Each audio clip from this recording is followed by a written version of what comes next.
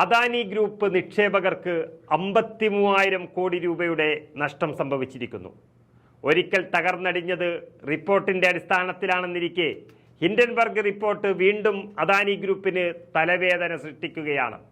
സെബി മേധാവി മാധവി ബുച്ചിനെതിരെ ആരോപണങ്ങൾ ഉയർന്നതോടെ കമ്പനിയിലെ പല നിക്ഷേപകരും സുരക്ഷിത അകലം പാലിക്കാൻ തീരുമാനിച്ചിരിക്കുന്നു.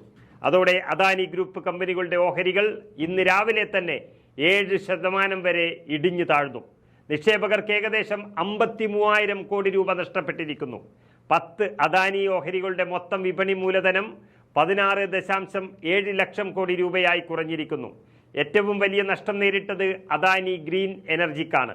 അദാനി ഗ്രീൻ എനർജി ഓഹരികൾ 7% നഷ്ടം നേരിട്ട് BSEയിൽ 1656 രൂപയിലെ ഏറ്റവും താഴ്ന്ന നിലവാരത്തിലെത്തി. അദാനി ടോട്ടൽ ഗ്യാസ് ഓഹരികൾ 5%, അതുപോലെ Adani power 4%, Adani Wilmar, Adani energy solutions, Adani enterprises എന്നിവ ഏകദേശം 3%-ഓളവും ഇടിവ് രേഖപ്പെടുത്തിയിരിക്കുന്നു.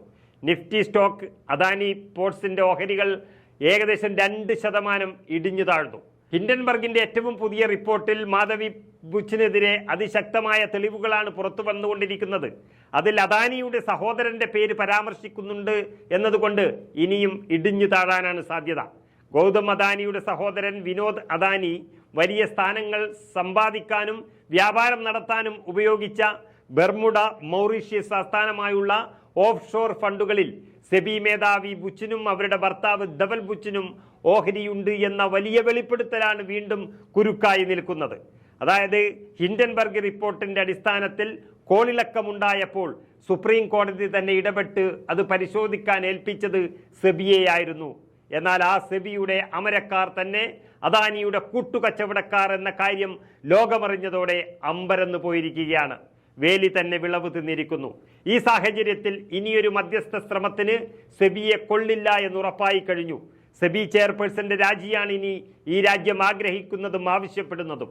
പ്രതിപക്ഷ നേതാക്കൾ മാധവി ബുച്ചിന്റെ രാജിയും ഹിൻഡൻബർഗ് റിപ്പോർട്ടിൽ JPC അന്വേഷണവും ആവർത്തിച്ചാവശ്യപ്പെട്ടു കഴിഞ്ഞു.